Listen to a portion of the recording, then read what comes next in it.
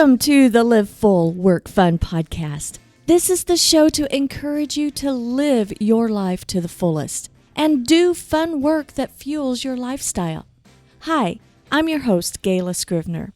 Every week, you'll be introduced to amazing guests, useful resources, and inspirational stories. You'll discover opportunities and perspectives to shape your version of living full and working fun. Hi there and welcome to the Live Full Work Fun podcast. This season, we're exploring the theme, Don't Let the Start Stop You. It's a powerful reminder that while beginnings can be daunting, they're also the gateway to growth, success, and happiness. Throughout this season, we're discussing how to push through those initial difficulties to take that important first step towards your big goals, even when it feels overwhelming. I'm Gayla Scrivener, joined by my co-host, Fran Attilio. Hey there, Fran. Hey, Gayla. Last week, if you remember, we touched on the fact that come the first of the year, we've made our goals, right? We made our goals of what we wanted to accomplish. And since it's the first of the year, we're in full execution mode, or we feel like we should be. So we put a lot of pressure on ourselves, right? Yep. Those goals that we set are targets of where we want to be. But then the journey in getting us there toward our targets, many times that's where we struggle. Yeah, that's absolutely the journey, and just getting that first step of the journey, the first step on the path, can seem like the biggest obstacle of all. We were talking last week. It's like, hey, we like to say chunk things down. And we pivoted our conversation to discuss your SPC framework. And I got super excited about that. And this is the process that you go through with your clients to help them reach their business goals. And what I like about this, it's a realistic and achievable method in getting to those really big goals. Could you remind us what SPC stands for? Absolutely. It's strategy, planning, and connection. So strategy, we look at where you are and where you want to go. That's identifying the goals and the expectations from them. And it's where your purpose, promise, and principles, or as traditional America knows them as mission, vision, and values, comes from. Planning is about time, team, and technology, three of the most important resources that you have in running any business or even implementing any job. And then connection is not, a lot of people mistake that that's the phase they think we get into marketing. It's not. In connection, we look at how are you connected with and managing and engaging past, present, and future clients or customers. In the plans for growth, that's where the marketing and the other tools come in, which is a result of the SPC program. When you complete an SPC program, it comes out with a plan for growth. So last week, we talked more in detail about the strategy and the planning aspects. And then we stopped to come back today. And let's go into a deeper conversation in the connection piece. It's not just about marketing. What exactly is the connection component of your framework? The connection component is where the real gold happens. And I use gold a lot because it's one of my company colors. But in connection, we want to look at how are you connecting with your customers? In what vehicles? How frequent? How are you managing the level of engagement? Are you managing, tracking, recording your levels of engagement? Do you know, have you been in contact with past clients? How do you manage that? Do you have a CRM? And the CRM part and the technology does get identified in the planning phase. But in connection, we look at, and it's often the biggest miss is seeing how they're staying connected. We often get into the routine of, well, this customer, I've dealt with them before. They know I'm here. There's so much noise in everybody's day and their world that you need to keep at the forefront of their mind. So connection is how is that client staying engaged with both past and present clients? And then what are they doing to manage and engage and further connect with future potential clients? I find that when a client first comes to me, the first request is, I want more customers. I want more business. There is so much gold in past and present clients. You cannot assume anything. We all know the old saying of what happens when you assume. And one of the worst mistakes you can make in owning a business is forgetting to connect with the people who already know you. It's almost like a friendship, right? I say it's all personal. So let's equate this to a friendship. The way you nurture and treat a friendship is what it will be for you. If it's only one-sided and the customer never hears from you, you're probably never going to hear from them again. If you nurture it in simple ways, and it does not have to be extremes in your face, hard sells. Hard sells do work, but it's not the only way to engage. If you nurture, and we use this word a lot in marketing, but there are nurturing ways to engage these clients and keep your company, your business, your service, your product at the front of their minds, it's a powerful, powerful way. And you often, because a lot of people default to, well, I want more customers. I'm willing to spend on paid social. I want to buy this. I want to spend on that, when they haven't even tapped into what they already have. So connection really takes a look at, where are they storing those connections? Are they just in somebody's phone? You would be surprised at how many people and how many businesses of decent sizes don't have a CRM or way to manage their clients and manage connection. I'm not surprised, because I encounter it all the time. Right? And it's surprising to me because there's no record of, okay, when's the last time you spoke to them? What's the last thing that you interacted with them on? What's the last product or service you sold them? Is it something that needs to be renewed, relooked at, rejuvenated? Could they use another one? Is there an upgrade? There's so many things about the past and present clients that in the connection phase, we can uncover so many pots of gold, so many golden opportunities before you even get into any paid avenues. And then as far as future goes, it's surprising to me how many don't record engagement through what happens in their website, the requests that come in. Where is the record of when was your follow-up? Or even, Gayla, one of your favorite words, a process for when those inquiries come in. So is there a process, a 24 to 48 hour rule of response? Is there an auto reply to thank them for their message and let them know, hey, we'll be getting back to you in 24 to 48 hours? Is there a follow-up from a specific team member, or is it just kind of left in the web back end of the website, lost in some black hole? There's so much gold waiting to be tapped into in basic organic methods that we uncover in the connection phase of the SPC program. During this process, the SPC process that you go through with your client, this is all about uncovering what they're doing now. It's in their now phase so that they can look at the future vision. And then we need to transfer our conversation in, chunking it down, and what are you going to accomplish? Is that the process of working with you through this? Yes, I would say that's an accurate summary. It's a simplified, but not simple, but it's a simplified way of creating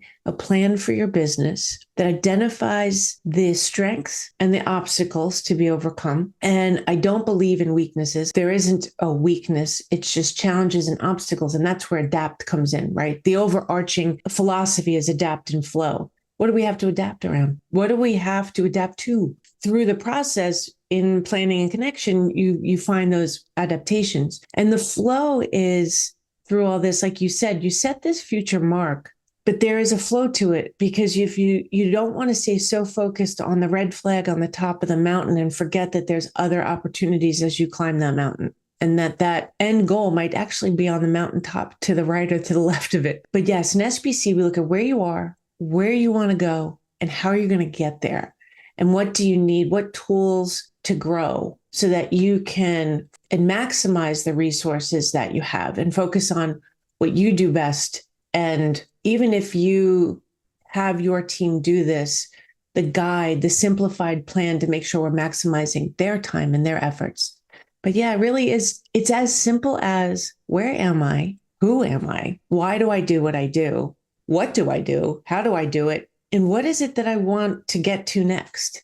There's also a realization there is always a next, and there isn't one final destination. I do in this practice, absolutely at the end in the plans for growth, we look at how do you get there financially, and there is a financial component. I am not a big driver of that money should be the only driver. There's something bigger behind why you started your business and what you're doing, and it will ultimately help drive the financial component. But in this process, we really focus on the who, what, why, when, and how of who you are. The real vision, the real meaning behind why this person is doing what they do. I believe it's all personal. I believe it's rooted in their own beliefs and values, why they are here on this planet and this soul journey that we're all on. And I know some of these words start to get a little woo-woo for some people, but it is true. There is some internal calling we all have, and that could be to be a mom. That could be to be a dad. It could be to a best friend, to help others. It could be that you feel this drive, that there's some bigger purpose. Whatever that is, that calling that led you to make a better product, make a service better, make something more sustainable. Whatever that drive is, that leads to the financial component. I've always told my girls, and something that my father taught me, money always comes. Money is security. You have to work hard in order to earn it, and you have to put in the work. And working hard doesn't mean slaving away or doing the same thing over and over and not getting a new outcome. Putting the work in that's really what SPC identifies. Where does the work need to be put in order to achieve those goals? And if that work is driven by your why, your vision, your internal journey, the money comes. And the other part of it is with the financial component, you cannot do it first because you need to know what you have, what services, products, tools, team, time, technology in order to get there. Some people want to achieve $1 million. Great. What's your product? What's the product margin? How many of those products are you going to sell? What time, resources, and other overhead you have to deduct out of that to achieve the $1 million? And sometimes when we sit down and we look at that, we go, oh, wow, we actually don't have the time and the resources set up to hit $1 million. So this is what we need to do that. And that's where Now, Next, and Future comes in, and they might need to get a loan, save up money, whatever it may be, hire more team members. But the financial everything has to be in balance. All parts of this have to work together. Our purpose, promise, and principles have to lead to and reinforce and be in sync with our financial drive and goals. If somebody comes to you, you want to know, what are you doing now to connect to past, current, and future clients? There's no judgment in this, but sometimes I can imagine when you get to this piece that people feel bad because they know I should be doing more and all this. But this is a non-judgmental. It's like, hey, where are you right now? Because this will show opportunities, and you can prioritize the opportunities, because ideally you'd want to do everything all at once. The connection equals communication is in my mind. Is that? Yes. Connection is definitely communication.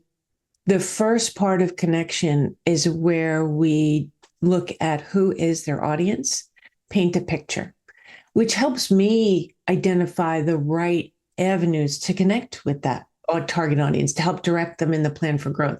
I'll tell you a story. I think I might have shared this on another podcast, but one of my favorite responses to the question of paint a picture of your audience was a salon I worked with. And she said to me, well, everyone with hair. And that's not true.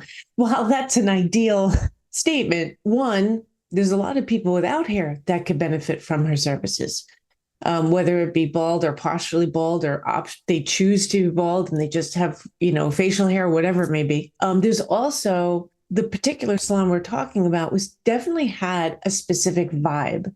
So there was definitely a certain demographic for that salon. So when you go too broad, it can be often why you're missing the connection aspect of this. And then the other part of connection we get into, we've already identified from planning what technology they were using to manage their connections. But we look at, is that the right tool, or do they need a tool?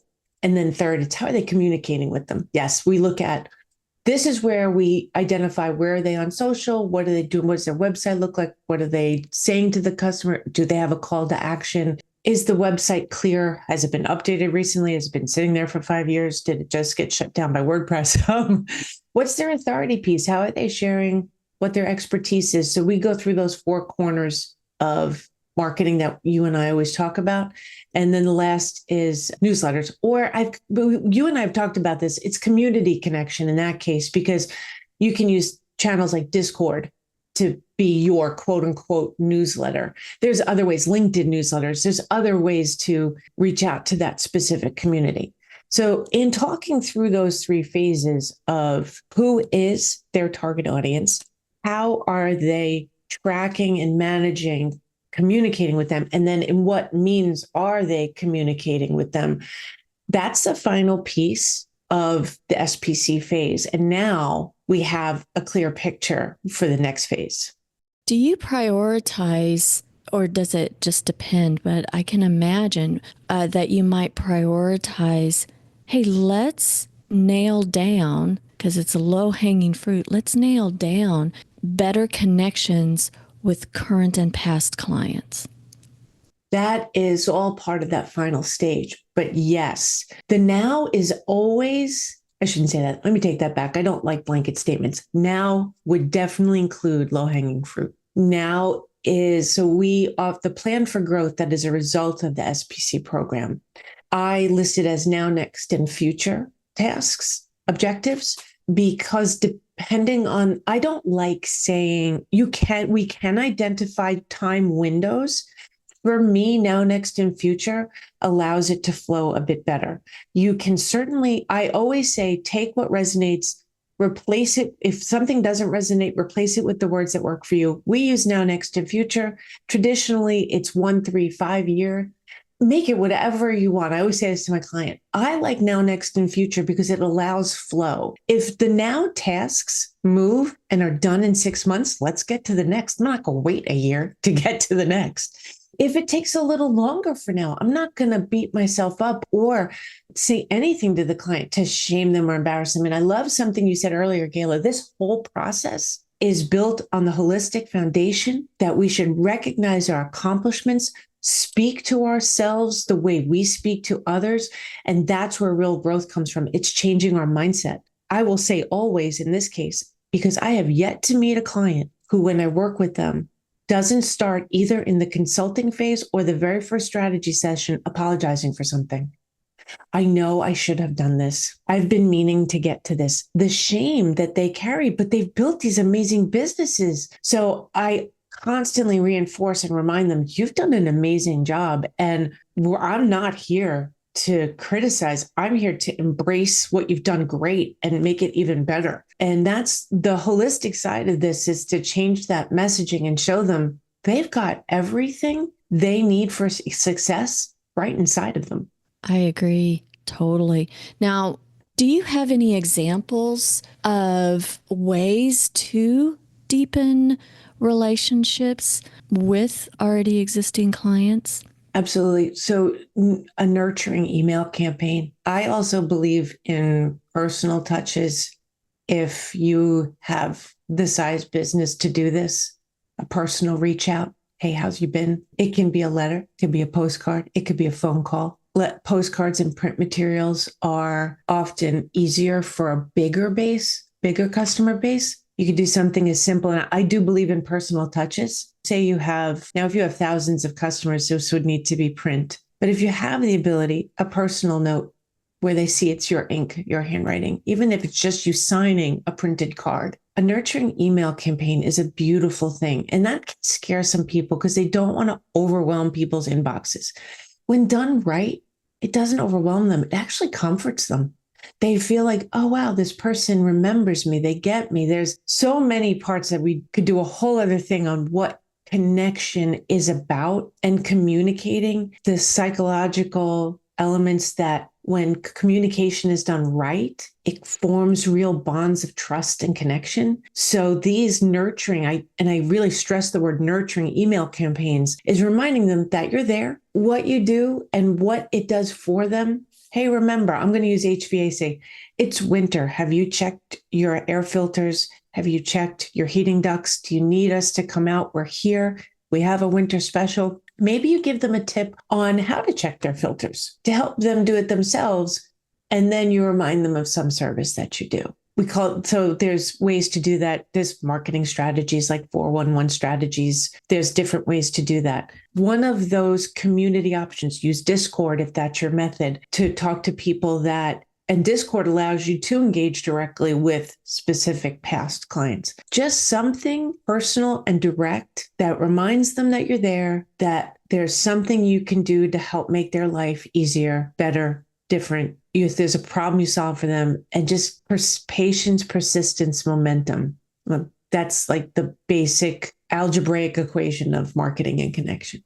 Having this as a system, and you create one system at a time, does not mean it's less personal. In fact, having a system to this puts more intentionality and thought to the whole thing. One thing that I've been doing for years is sending out anniversary cards for our clients. You could even say to yourself, because so many times we get in the rush of the end of year, there could be a process that you say, I'm going to send out holiday cards this year. And it's for these folks that I want to send holiday cards to. Well, you have that in your process in October, and you have that in your mind, and you have that, what are you going to do, and how are you going to identify? Are you going to hand sign? Are you going to have an office party that everybody hand signs something? There's going to be a process to it, and you can chunk that down.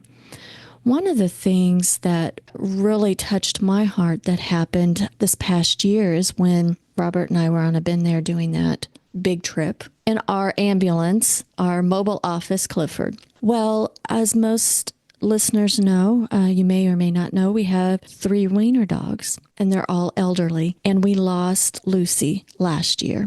We did our research on the road, and we found a great vet that had connection with cremation services. They helped us through that. They had the offering that we can mail you Lucy's remains to you, because instead of, I guess, staying around, I don't remember how many days. So we opted for that. And when we got home from that trip, we had Lucy's remains in a nice, respectful box. They took little paw prints of her and sent those, a nose print of her, and they had certificate of cremation, the official form or what have you, but they had a card, we're sorry for your loss. It was beautiful during a hard time. That kind of connection, the chances of us using their services again because we were so far from home, we may not, but they took that time to care for us. I'll tell you, Gayla, that is what we uncover in SPC, that personal part, because that is everything. The rest will come. When you really know and believe in your why, and there's a personal drive to what you do, the rest just falls into place. This is a process for them. That's what they do. And that's a process. Does not make it any less personal. No, not at all. Look at you. You and I share a couple of clients, and on one of them, when we first started working together, there was a big onboarding of a lot of new contacts into this client's database. And those contacts needed to know how to access all of the different features of this client. And we set up a time-triggered email sequence. There's 10 emails that go out when a new person signs up, but they don't get dropped into the middle of it. It's not a 10 email sequence that runs all year. It gets timed when they get added. And when they get added, they get these 10 personalized messages. It doesn't make those messages any different. I wrote them. We put them together, but it's the first 10 things they need to know, chunked out nice and small, about all the things that they get with this client, because it's a lot of information. Instead of sending one long email that would probably end up being about 10 pages long, we do 10 small chunked out emails, all signed by me, all with a note. If you need us, we're here. So personal doesn't always have to mean literally. It can be. It could be a nice touch if they sign the card or whatever it may be. It doesn't have to be literally personal, but it's personal can still be present even in the digital world. Absolutely. I love that we came together and talked about your SPC program. We're in the first of the year and we set so many goals and we just throw the goals out there, but actually implementing them, you have to go through a process like your SPC to be able to implement. So I know that we start out the year maybe really strong in whatever goal, just doing just to be doing. But a lot of folks fizzle out after 1, 2, 3 months. This SPC program will help you keep that momentum. And I am so glad that you shared that with us. I encourage anyone that's listening to connect with Fran at 10touchcreative.com. What's the best way to connect with you, Fran? They can go to the website, like you said, 10touchcreative.com. And if you go to the contact section, there is a way to submit a form with specific needs or questions, or you could email me at info@10touchcreative.com. And there's also a phone number on the website if you want to speak to me directly. I am so glad that you listened in to the entire show today. Thanks for listening. And we hope that you're inspired by today's episode to take action. Any final words, Fran? Don't let the start stop you. Seriously, this is where maybe your New Year's resolutions may not be where you thought they were. That's okay. Keep going. And don't worry about where you are at the end of January. Use every month to kind of think and reset and keep going. You got this. Thank you, Fran. And just as you said, every successful journey begins with that first step. Don't let the start stop you from pursuing your dreams and creating the business and life you desire. Until next time, live full, work fun.